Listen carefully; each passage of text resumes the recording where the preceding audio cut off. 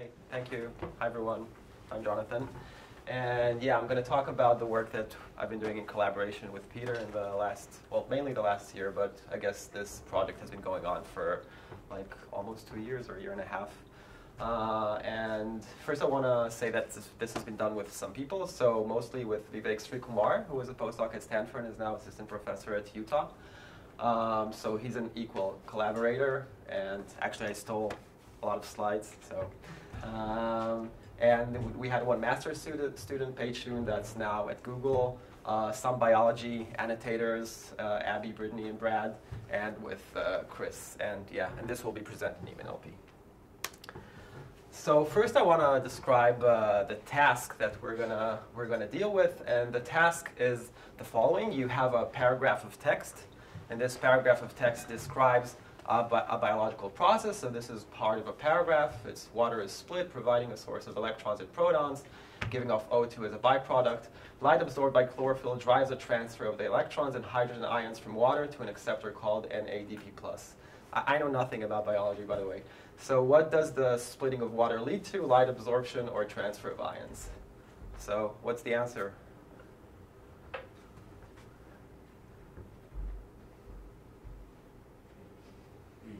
B. It's true, it's B, right. But it's not like it was real. It wasn't like really easy, right? It's not very easy. So this task is pretty hard, I guess that's my point. You have to do several things in order to get this correct. First of all, you have to identify that there's a bunch of events that are going on, right? So there's the event of splitting of water, and there's light absorption, then there's transfer of electrons. Then you need to try and figure out what are the relations between these events. So one thing that's really important to understand is that when water is split, then there's a result to this event, which is the production of these electrons and protons, or hydrogen ions. And these are the things that are actually transferred later on. So you really need this water splitting in order for this thing to happen. On the other hand, the light absorption is also something that's necessary for the transfer of electrons, because that's the thing that drives, like the word drives here is the one that says that there's some causal relation that causes that. So it is true that transfer of ions is like enabled by the splitting of water, but light absorption is not. It's like something independent that is also necessary, right? So in order to get this correctly, you need to get to understand the events and the relations between the events.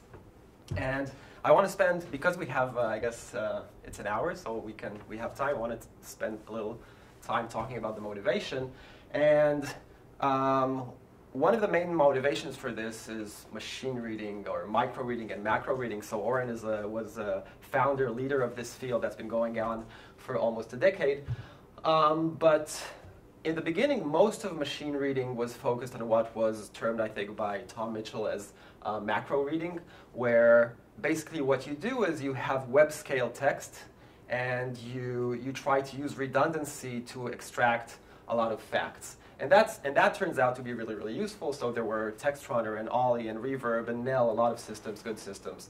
And it's also been shown that it's very useful for applications such as question answering. So I have a separate project of question answering that we've been using OpenIE tuples, and Tony has a very nice paper now in KDD where he uses OpenIE for question answering. So that has been incredibly useful.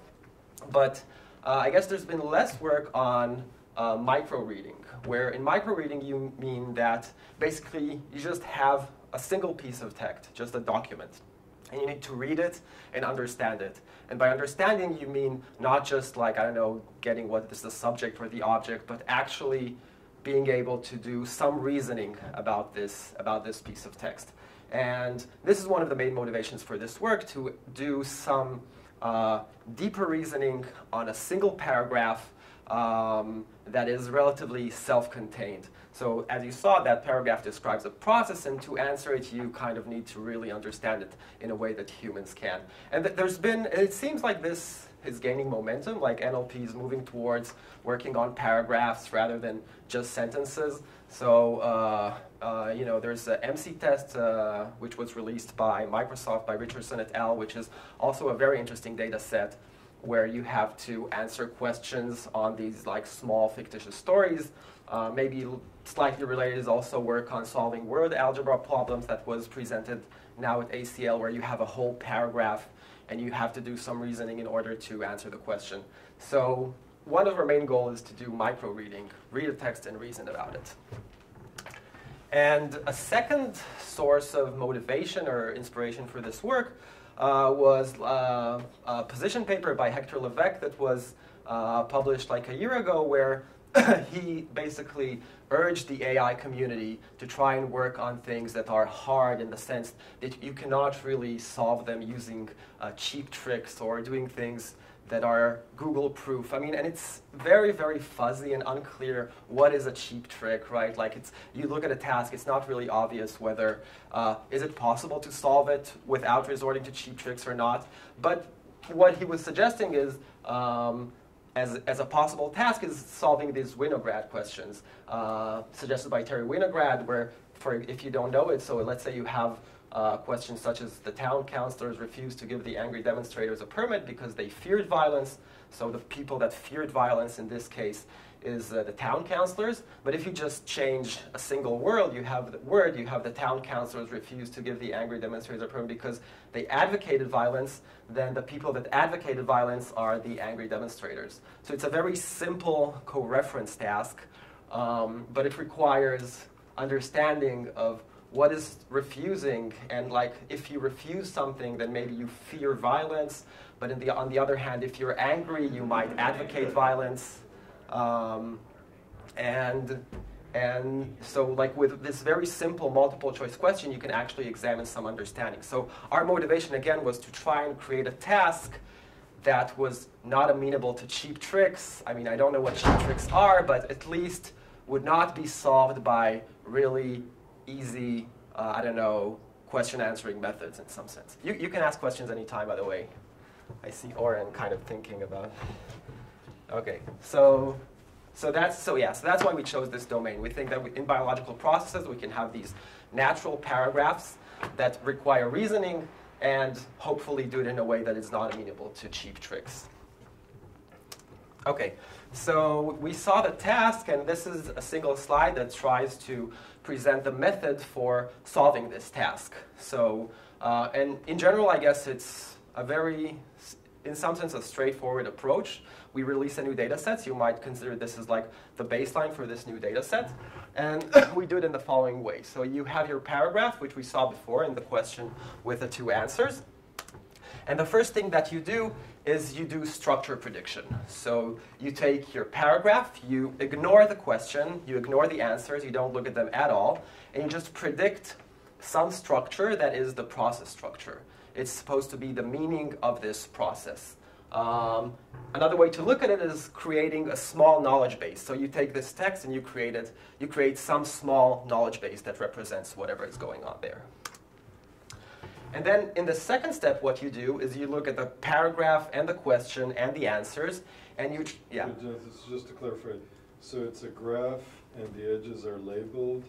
Do the labels have any meaning beyond the fact that they have a keyword associated with them? Yes, so you have, basically it's SRL plus event-event relations. So you have, I'm going to talk about it, but you have triggers, and you have the split, absorb, and transfer are triggers for events. These are arguments of these triggers, and they have, the labels are standard semantic pro labels like theme, agent, and maybe a few more. And there's also relations between triggers that represent events. And there's a closed set, like 5 or 6 labels for these, and they have a certain meaning. And I'm not going to get into the detail of what's the difference between enable and cause, even though Peter and I spoke about it for like tens of hours or something. Yeah. So this is the graph, and then you take each one of the answers and you try to map it onto a query. And this, you can think about this as semantic parsing, but it's like really, really stupid semantic parsing. It's deterministic semantic parsing. It's rule-based semantic parsing that just takes the answer and, with a rule-based system, deterministically creates these queries. And I'm gonna talk about the structure later on. And then once we have these, yeah. So you've taken this paragraph from a biology text, but it feels like it's missing its context. And the context would be the chapter or the particular subject being discussed and so on. In this case, it would presumably be photosynthesis. And that would... In this case, what? Photosynthesis or something like that, Yeah. right? So wouldn't that larger context also be useful in trying to understand how to make sense of this text? Yes, the answer is yes. First of all, this is not a full paragraph. So there's like two sentences above and like one sentence below. But still, that's not the full context, right? So ideally, you would like to just read the book, right? Like read it and say, this is a process. I learned about this process. Now I have it. Now I read this thing. This is a structure. I learn about it. Then there's like this process has some sub-processes. Now we're going to talk about these sub-processes. We don't do that right now. I mean, it's not in our inference capabilities, or it's not something that we have training data for. But this is definitely, well, it's in my future work slide. I mean, it definitely would be great. And I don't think it's like something that we can do immediately, like actually read a book and have a context and actually build the relations between these processes. We don't do that right now. Yeah. Okay, so we build the structure. We now have queries. And then the last step is you basically execute each one of the queries against the graph. You do some matching. And I mean, I'll describe it later. And then you can just say, OK, this one was matched. The other was not.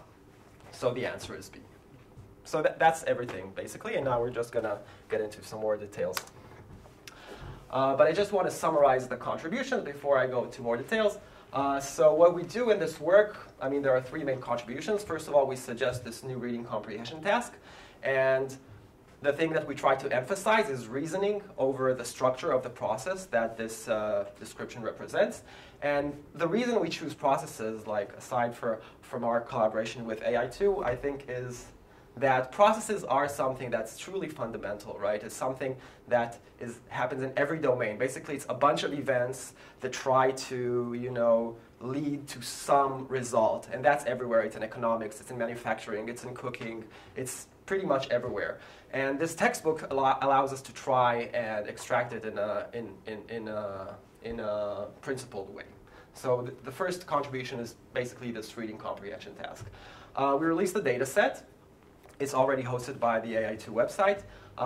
We call it Process Bank. And I guess what's unique about this data set is that we have paragraphs, and each paragraph has two types of annotations. One is the gold structure annotation, annotated by biologists. And in addition, there are questions that, the questions that you saw that check whether you understood the process. So that's, I don't know of any other data set. So MC test has questions, there's no structure, but here you can actually try and examine how the structure is helpful for question answering, and we will do that. And last is a method for doing that. So as I said, the method is to use structure prediction to turn the paragraph onto a structure, and then do semantic parsing for answering the question. Yeah? So I'm wondering, how do you gather the questions? What? How the questions gather? Are you developing questions based on the text paragraphs you have, or it's completely an irrelevant set of questions? Okay, so it's from the paragraphs, and I'll talk about it in the next few slides. So I'm going to talk about, so this was just like introduction so far. So let's talk about the data set, how it was created. So again, the inspiration for all this came from our many discussions last year about wanting to deal with AP exam questions. And if you look at those exams, most questions are not about processes. But there are some, like, I don't know, to like maybe a few percent, like 5 or I don't know, something like that. And this is an example for an AP exam question. In the development of a seedling, which of the following will be the last to occur? There's a list of events, and you need to know what is the actual order. And there's a single paragraph that actually describes seedlings and their development, and you can get the answer from that. So we want to have things that kind of look like that. So what we do is the following. We take the biology textbook. It's like the canonical AP exam textbook. And we want to generate questions. And these questions need to have two properties. The first property is we want the questions to focus on understanding of the process. So there's a biologist. He's the author of these questions. And basically, he was guided, this is a paragraph that talks about processes. Ask questions that verify you understand the events, the relations between the events, the entities. So he was instructed to ask about the process itself, not just about anything. So that's the first thing. And secondly, as I said, we want this to be, not answerable by very simple methods. So we ask the annotator to try and use the words that are in the paragraph and have both answers to appear in the paragraph. So basically, the author of the question doesn't just choose the correct answer and just makes up something that's not even in the paragraph. They have to use the paragraph in order to compose both answers, both the correct one and the incorrect one. And that has two effects. First of all, like simple lexical overlap methods hopefully will not work, and we will see in the evaluation that they don't work. And secondly, it also separates us from the problem of lexical variability. So lexical variability is a very big problem, and it's an important problem in NLP, but it's kind of besides the point right now. We just want to see whether by predicting structures we can answer questions better. So if we have to handle paraphrases such as rise and increase and stuff like that, then it's going to mix with our understanding of whether the processes are useful or not. So we asked the author of the question, and he most of the time did it, to try and use the same phrases that appear in the paragraph, not to paraphrase too much. And this helps us focus on what we're trying to examine.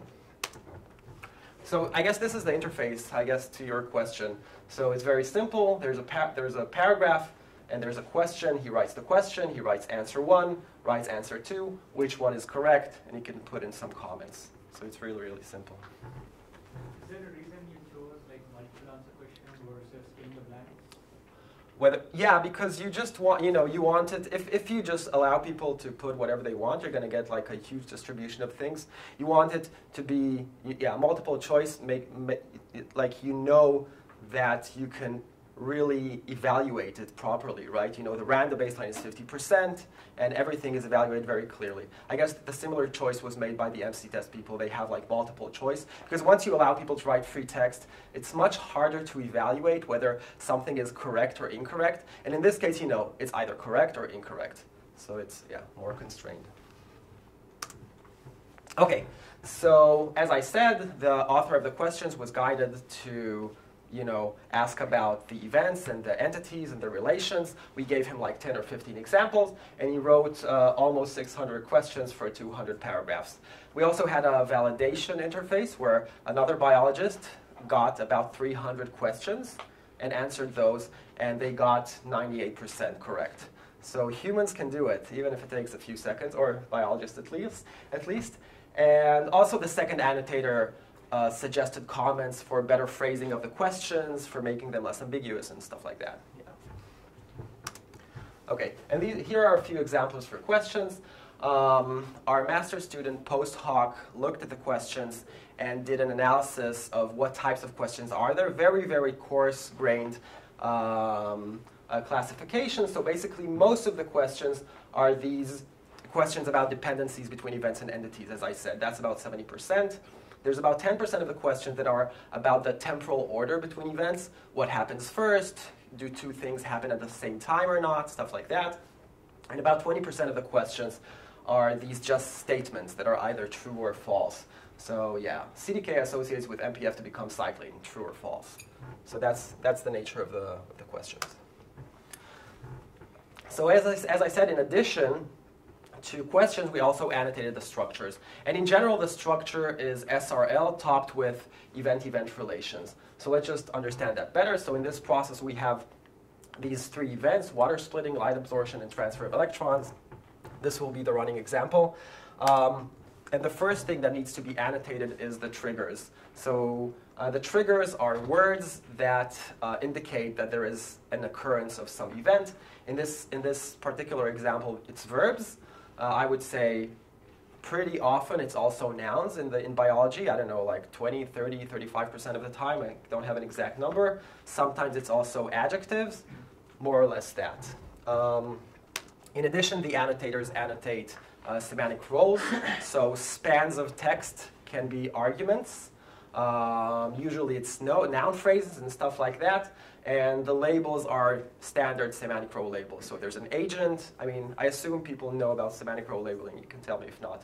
But there's an agent who's the doer of the event, and so on. We also have a result, which is slightly less orthodox maybe, where for some event there's something that's produced. And so I didn't understand how you did the triggers. how do we get the triggers? There's someone annotating them. Oh. Well, we annotate them and then we try to predict them. So there's. Like I would have labeled give off as a trigger too, like so. According to our annotators, there's a result. There's a result label from splitting that's where the result is O2. So it's the result of splitting and not a different trigger in this case. Yeah. So producing and all these things are often judged by our annotators as being the result of an event rather than an event on its own. And this is not a complete annotation. Is that argument set complete? What? No. The argument set is not complete. Okay, yeah.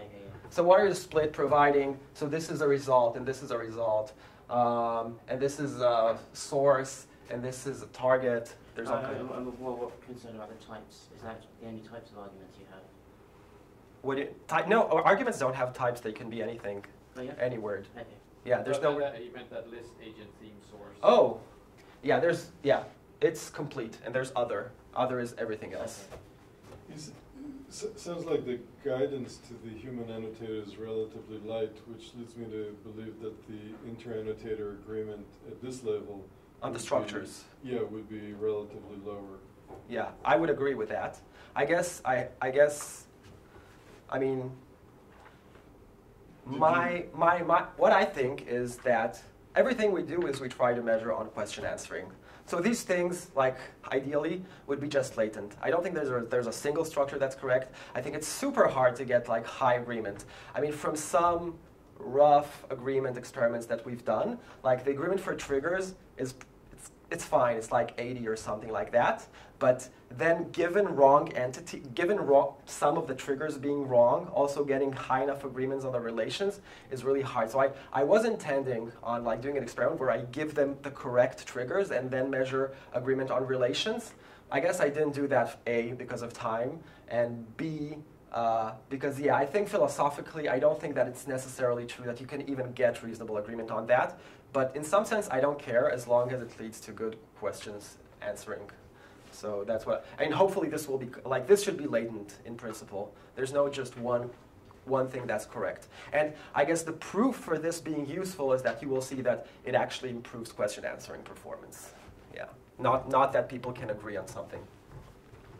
And the last is the event-event relations. And again, there's a closed set, which you can see here, and I don't think it's worth like getting into the details of that, but I do want to highlight a few differences of like the label set. So there's some that quasi and enable kind of correspond to causality.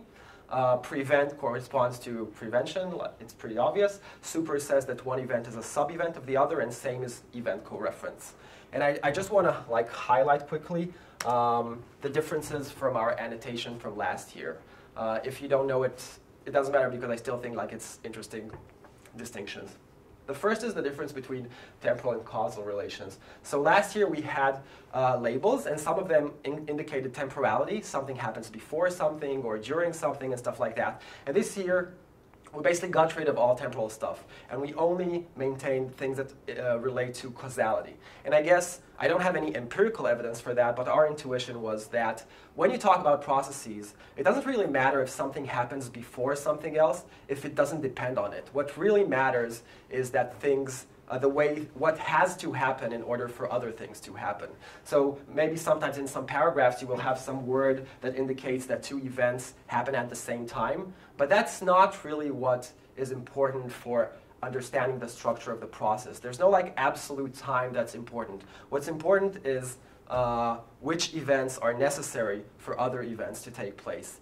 As an anecdote, there's like a paper that we saw from the 90s by Leslie Lampert where he's talking about distributed systems and how you synchronize like a lot of clocks when there are multiple cores doing multiple things. And he also says something similar. Yeah, you don't care about time. You only care about causality or dependency, what has to happen for other things to happen. So we get rid of all of those.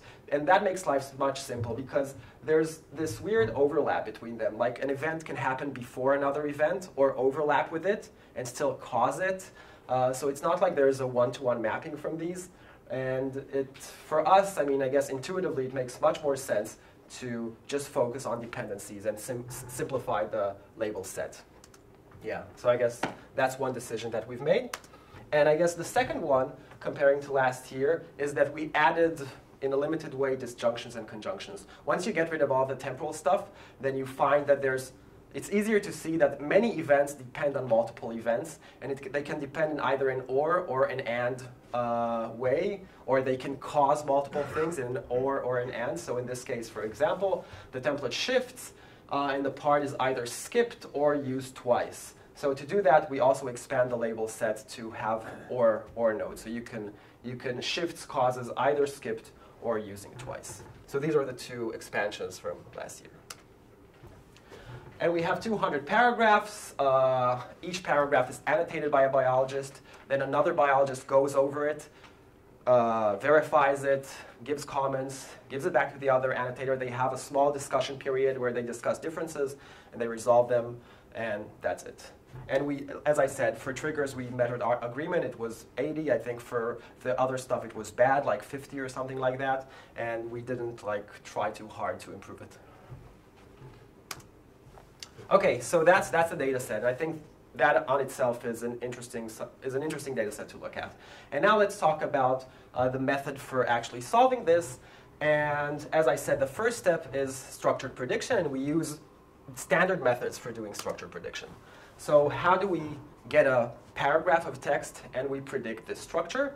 So we break it into two parts. It's a pipeline that has two parts. And the first part is trigger identification. So you go over all tokens, and you decide whether a token indicates a trigger of an event or not. And then we do all of the rest using joint inference. So we predict both semantic roles and event-event relations jointly. I don't know if, I guess in bio-NLP they also did SRL and event-event jointly, but it's a slightly different setup. I just want to mention that we did try to do joint inference over this entire thing. And what happened is, I guess accuracy was not better.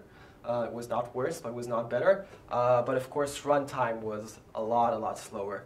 And I think there is some lesson in this, in the sense that for this task at least, as we're getting more, we're developing it and there's more data coming in, having quick cycles of debugging is a lot more important than having joint inference. If I had I don't know if you know Deep Dive project in Stanford where they have super fast joint inference, maybe yeah, you do joint inference over everything and you do feature engineering really fast and everything's fine. But for us, where basically it's the difference between doing a cycle of development in 10 minutes or 4 hours, it's just not worth it. It's much more important to have quick cycles of development than joint inference over everything. And a second thing I want to say is that this is kind of a last-minute choice that we did for using the development set, but eventually the amount of data we have is not huge. We decided to collapse all labels that are causality labels, cause, or, enable, or, to a single label. And again, because distinguishing partitions the statistics and we don't get improvement. So I'm going to talk about it at the end, but so basically there's 4 labels, 4 relation labels. But with more data, hopefully this should help. But right now there's not enough data. Okay, yeah? How long did it take to annotate? I might have missed it. How long did it take to annotate? Yeah. You mean the manual annotation? It was a process of 4 months or something, I would say. But I don't know, I don't know how much were they paid. Maybe we can do the division by the time. It's so if you had to get 10,000 paragraphs annotated, would it? Not possible. Yeah, not possible. Several weeks ago. I would say, I do know. It takes them 20 minutes per paragraph. So 20 minutes per paragraph. Each paragraph is usually they go over it 3 times. One biologist, second biologist, then first biologist again. So 200, 600, you can do the math. It's about 200 hours, something like that, of annotation. Yeah. So trigger classification, but it's 20 minutes per paragraph for one iteration of a biologist. So trigger classification is just standard regularized logistic regression. And we have a lot of features, like syntactic features, about what's the part of speech tag, what's the path to the root. We have a lot of clusterings that we use. We do some what was it? Exchange clustering, I think, and we use Levine verb classes and non-lex and WordNet, Synset, and so on as features. We also create a gazetteer from Wikipedia, all of the titles that belong to the biological process category, and we use that as a feature. And we use the context also, both syntactic and linear context, but it's standard method for trigger classification. Then we do SRL and event-event relations, and again, it's done using standard methods. So we try to predict the variables y and z, and a variable y, tal, means that trigger t has an argument a that is labeled by the label L, and for z, we have variables that say that trigger t1 is related with relation r to trigger t2, and your objective function is to maximize the linear sum over all the variables where you have scores, and the scores are dot products between parameters and feature values. So again, it's standard. And well, it's the next slide. We use ILP solvers to solve this. And the features mostly focus on looking at the relation between the two parts, like the dependency path between them, what are the words that occur between them, whether there are some syntactic structures specific, like in Stanford dependency, you have the mark relation that marks words like because, after, during, that have a lot of influence on the relation between two clauses. And these are mainly things that we've taken from our paper last year. The distance is also important, and so on. Yeah, so I guess this is standard. Again, as is standard in these cases, we also, the reason we use ILP solvers is because we add a lot of constraints. So a lot of the prior knowledge that we have, so local things are captured by features, but if you have like more general global knowledge about the way that processes look like, you can encode that using constraints. I mean, I assume most people have seen this a lot of times in many NLP talks. So, and again, most of these are from our last year's work, but there are also some new stuff related to SRL that we didn't have. So connectivity, for example, last year we investigated that pretty thoroughly. The fact that the triggers in a process should all be connected. It should be a directed graph, so you can encode that using ILP. Arguments of a trigger should not overlap with one another. We assume that a certain event has no more than x arguments, which x is like 5 or 6, and we assume that a certain span of text is not an argument of too many triggers, like 2 or 3, stuff like that. We assume that if there's like an event that is part of another event, that it's not going to be a part of another event, you're just like a sub-event of just one event.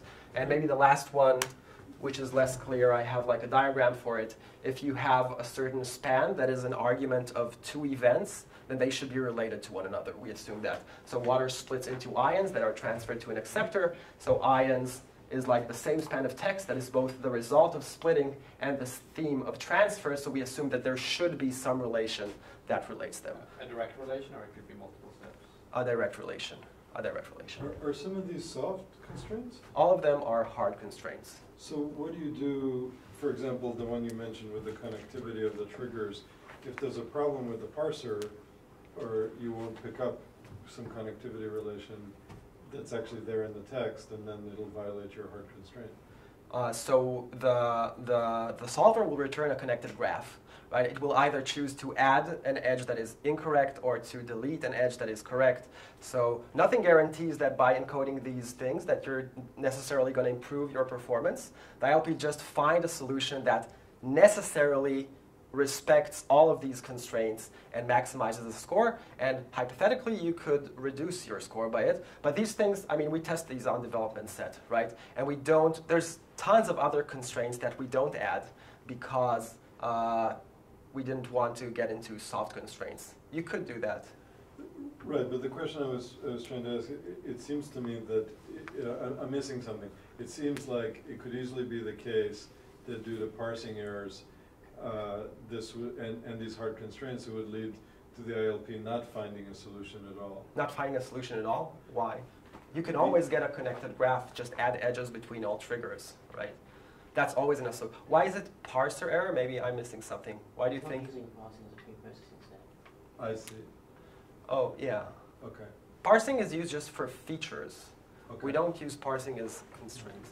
So you could add an edge if there was absolutely no linguistic evidence. What?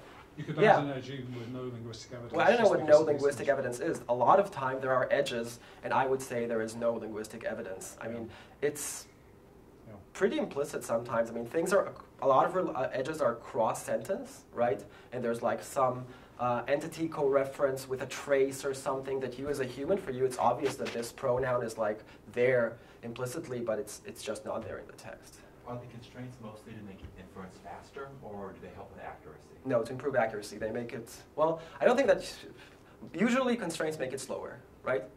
Usually, not always. But for example, connectivity constraint for sure makes it slower.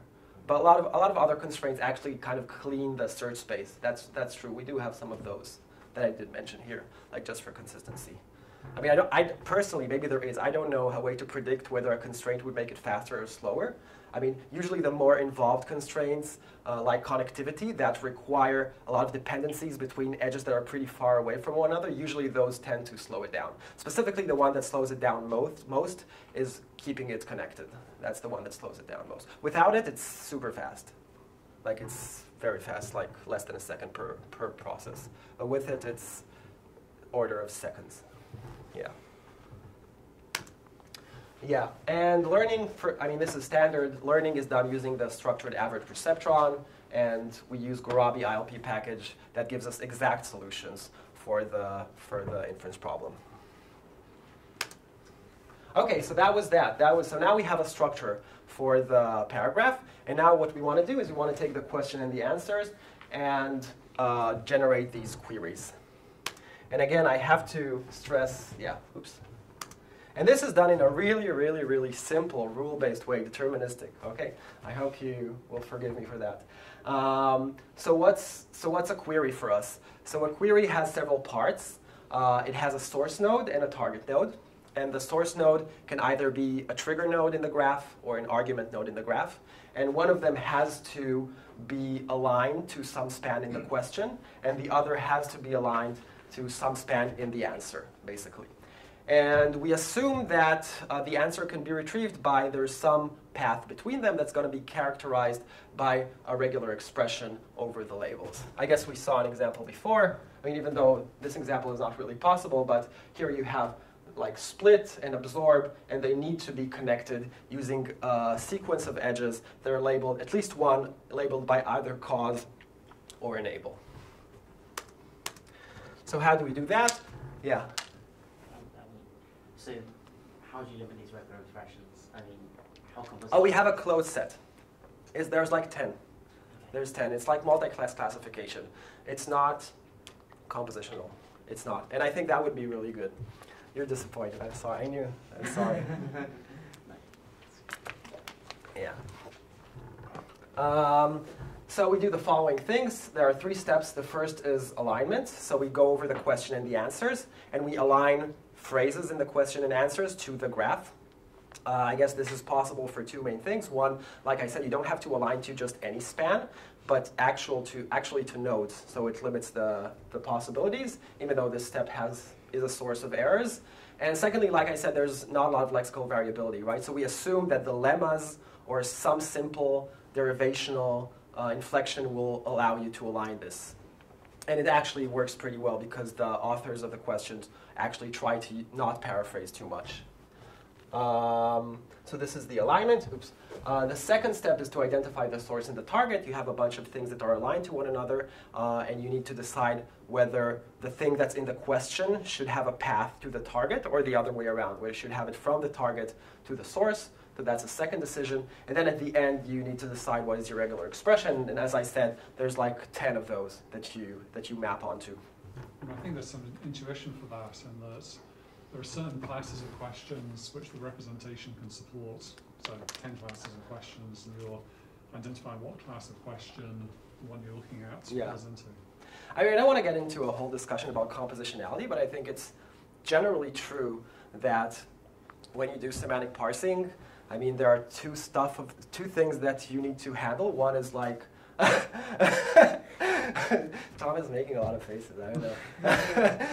One is like, there's probably not tons of templates, maybe for, if you're interested in a certain domain. Yeah, I want to ask questions about fiction, okay, about, I don't know, Sherlock Holmes and The Hobbit and Lord of the Rings. I don't know, I'm not a fan of these things either. Then, like, there's some types of questions that you want to ask, maybe 15 or 20. Maybe you can write those down. It's not that bad. And then there's, like, the whole problem of lexical variability. You can express each one of these templates in tons of ways. And I don't think it's such a bad, I think it's a good idea, actually, to try and separate those, right? So maybe you can do fine with, like, having these templates, 15 or 20, and then focus on this lexical variability problem. And maybe we will have something about that in the upcoming year. We'll see. So yeah, so who needs compositionality? So okay, so the first step, just to make things concrete. So this is alignment. It's really simple. You go over the question and answers, and you try to align things that share a lemma or have some nominal relation. There's ambiguity, right? You can align multiple things, or you can align multiple things in the questions to multiple things in the paragraph. I guess I'm not going to get into detail. There are rules for disambiguation. For example, using context, or assuming that things that are higher in the dependency tree are more important. We don't get rid of all the ambiguity, but most of it is dealt with some rules. The source and target identification is done mostly by looking at the structure of the question. So if you have what does the splitting of water lead to, so you see that the question is what is about the indirect object. It's not about the subject.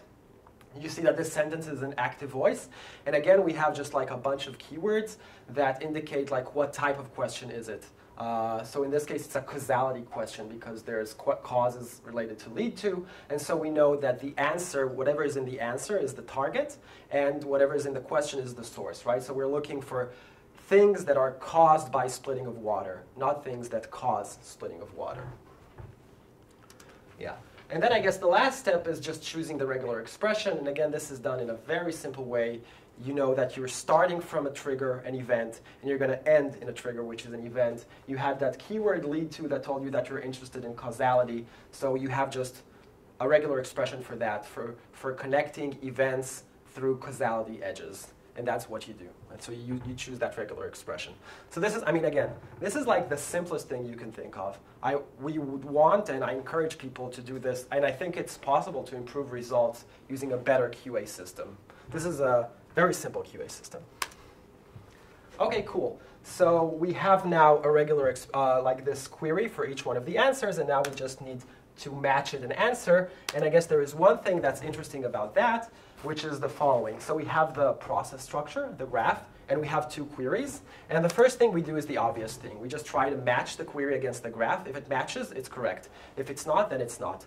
But it could be that both match because of some errors, or none of them match. So another thing that we do that I think is interesting is we try to look for contradictions, for refutations. So it could be that we didn't get the correct thing just because we had prediction errors, but maybe we can say that the incorrect thing is incorrect, right? So for example, in the running example, if we want to say, is it true that absorb depends on split, then this is definitely not true, because you have to go backwards through a causality edge, right? So this actually improves performance slightly. Even if we have prediction errors in part of the sentence, we can say, well, this part is definitely wrong, and we can refute the other and choose, like, and eliminate one of the questions. And I guess people do that, right? When they do reading comprehension, they say, this is definitely not true. I don't know what about the other thing. And then if that doesn't work, we back off to one of the baselines that I'll describe. Okay, cool. So this is the system, and now let's look at the experimental results. So as I said, we have 200 paragraphs. 150 are used for training of the structure predictor, right? The structured average perceptron. And we use 50 processes for testing. We do all tuning of features and everything by doing tenfold cross-validation on the training set. And we have a few baselines. And again, these baselines try to show that just using simple, cheap tricks should not work. So the first one is bag of words. You just choose the answer that has better overlap with the paragraph. That's the first one. The second is you might think that the answer that is closer in text to the question would be the correct one rather than the more distant one. And so we do some simple similar alignment step for the question and answers and just choose the one that is closer, basically. So either closer in linear distance or closer in terms of the syntactic edges. So you just said syntactic edges. I'm not clear of how is that different from bag of words. From what? What's the difference between bag of words? This doesn't look at the words. It just says you have two answers. You align the answer to some part of the text, and you say, if you look at the head of the answer and count the number of dependency edges you need to go through in order to get to the head of the question, how many edges do you have to pass? 3 for answer A and 4 for answer B, so it's A. The one that's closer syntactically, the syntactic distance. And if it's in different sentences, we assume that the adjacent sentences are in distance 1 from one another. Like there's like a root, you know. Well, it's not a root because only adjacent ones. So it's not like all sentences to a root, but each one is connected. And I guess another important experiment is the oracle, where we try to just use the QA system, no structured prediction at all, over the gold structures. And that should give us an indication whether these structures are meaningful or not, regardless of agreement, right? Because if they help, then there is some information there. In our system, we call it ProRead. Suggestions for better names are still acceptable.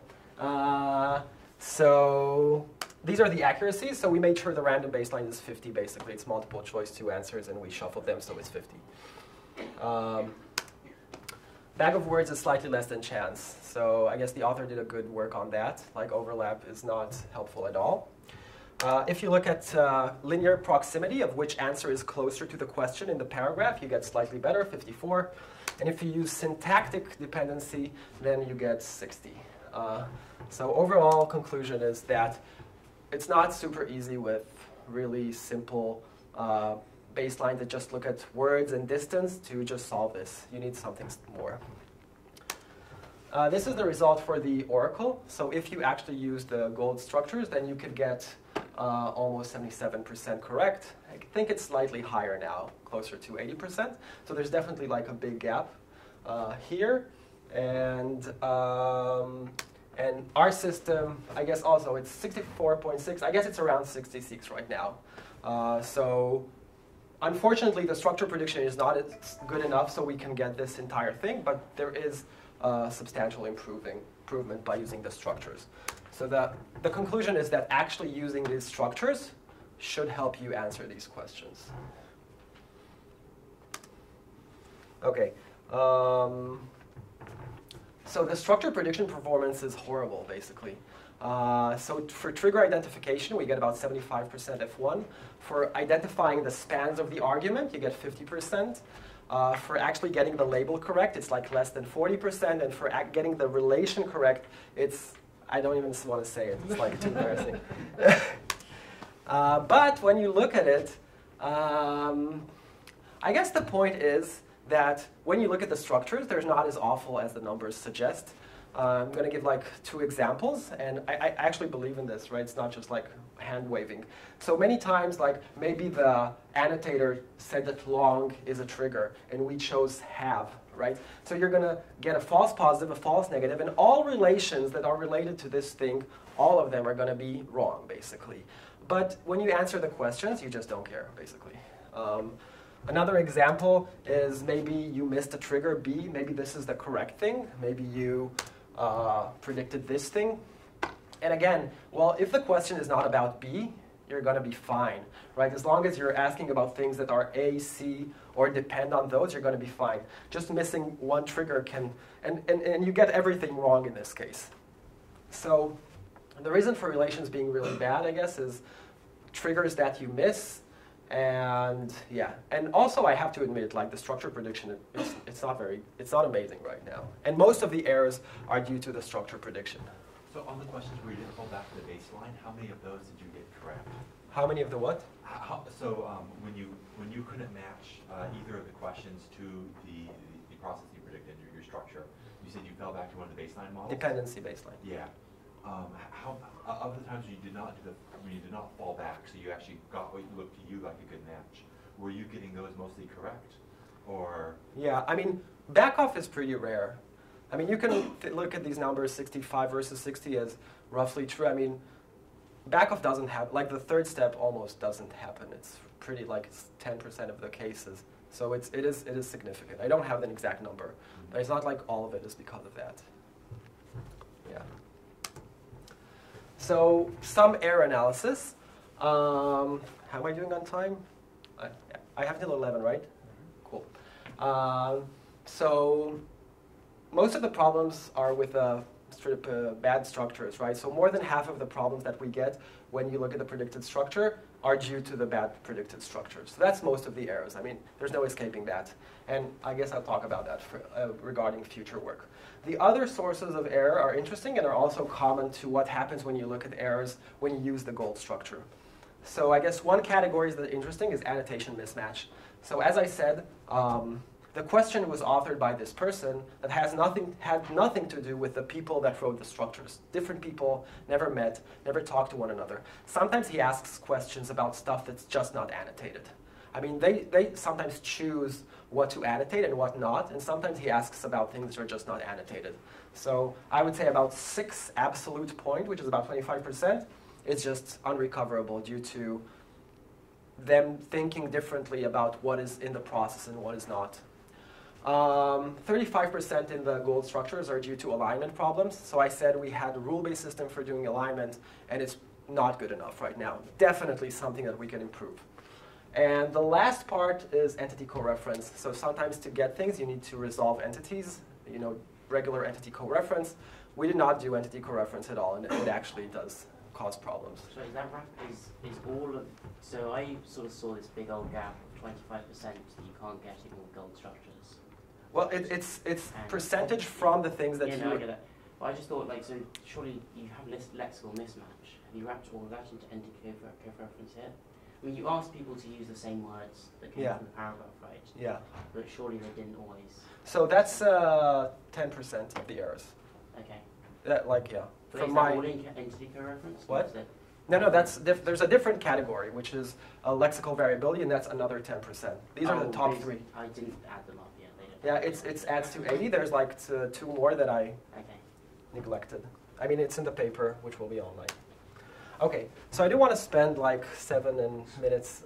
Yeah. Can I ask a question? So this goes back to Orion's first question. Did the relation labels actually are particularly useful? Like, given that you do really badly at identifying the relation names. What do you mean? Like, if we just ignore relation labels? Or just had 2 categories instead of. I guess you. So we eventually we have same super 4. We have 4.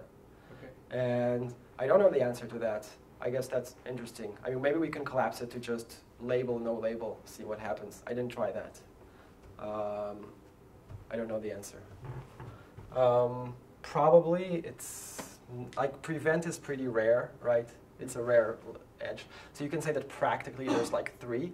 So whether distinguishing enable from super is that important. I think it's really important for questions about ordering of things. Like there's 10% of the questions are about what happens first, what happens during. Those definitely need to distinguish super events from enable events. So I think you're going to get reduction there. But for the other things, might be okay. Okay, so let's talk about future work. And I guess we kind of touched on this many times. Like getting these structures is super, super hard, and we're not going to be able to get a lot better structures without a lot more data somehow. And I guess it's a general trend in NLP to try and think of ways to get a lot more indirect supervision. So we have an idea for how to do this in this case. So we have this model, right, that predicts something.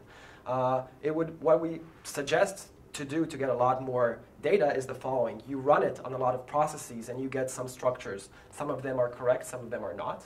And then you generate questions automatically from these structures. So you know that according to your current predicted structure, one event depends on another. You can ask that. So you can generate automatically a question. Does event X depend on event Y? You can generate a lot of those. You can think about every question and answer as being just a path on the graph, right? And then you do what you do when you can't answer things. You crowdsource the answers. Hopefully, by distributing it among people, it can be scalable. And yeah, and questions and answers are basically, there's some path in the graph. And then you try to train your system to predict structures that agree with those partial paths. And hopefully that would allow us to get, well, definitely it's a harder learning problem, but hopefully you can maybe increase it to 10,000 questions and answers, something like that. And I think that is something that we're pretty excited about. And there's a lot of advantages. Maybe I'll say a bit more in the next few slides.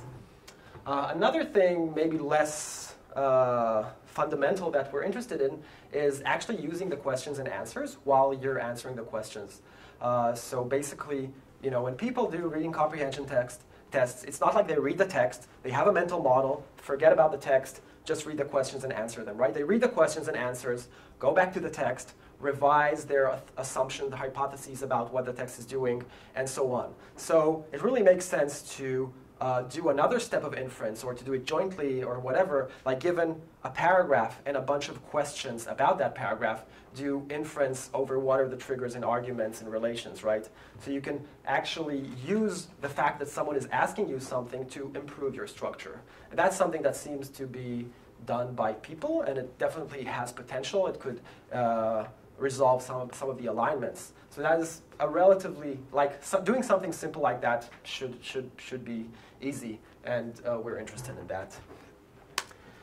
And I guess there's a lot of things that you can do. Here are just a bunch of other directions. One is the QA system, as I said, is deterministic. Definitely could benefit from being more soft statistical. Right now, this is one point. The other is there's a lot of, so we just model events. This event happens, then this event happens. But these events result in entities that change their state. And it would be really interesting to actually have states modeled in this. I mean, personally, I think looking at the data that it's really hard. I mean, recently there was, in our semantic parsing workshop that we organized, there was a paper about cooking with semantics, where they explicitly represent like ingredients and their state. I don't think they have a solution for solving the problem, but it's definitely an interesting direction to try and tackle. I think it's pretty hard because a lot of the changes in state require world knowledge about the deep meaning of verbs. So I think this is like an ambitious project that is not likely to immediately improve the accuracies, but would be really interesting to try. The language that we use is extremely limited. It should be extended in various ways. I would say that this is another thing that points to why it's important to make the structures latent, do not have structure annotation. Right now, the language was also constrained by the fact that people have to annotate it. And you can't make it overly complex. Like if the biologists now have to mark these disjunction, conjunction nodes, it would just be very, very hard for them to annotate. And once you make this latent, you don't have to care about that. You annotate questions and answers, and your latent structure or your formal language can be whatever you really want it to be. So that would be very useful. So I think moving to questions and answers and partial structures would help get a better language. And last is, I guess, what someone asked here at the beginning. I guess you. Yeah, we have these processes that are separate from one another, but they are related to one another. And actually connecting them and incrementally reading the textbook would be really interesting. So to wrap up, yeah, I guess the high goal of machine reading is to have machines that read text, understand the text, reason about it, and are able to interact with the user and answer questions. And there is some work trying to go towards this direction in recent years. We chose to focus on processes, which we believe are fundamental concepts that are everywhere. And there is some data that's available for that. So we defined this new reading comprehension task, generate the data set, and suggest a method for doing that by structured prediction, which creates a knowledge base, and then a very simple module of semantic parsing to map questions onto queries. And we see that actually definitely using gold structures is definitely useful, and using predicted structures also can benefit. So yeah, I guess that's it. Thanks.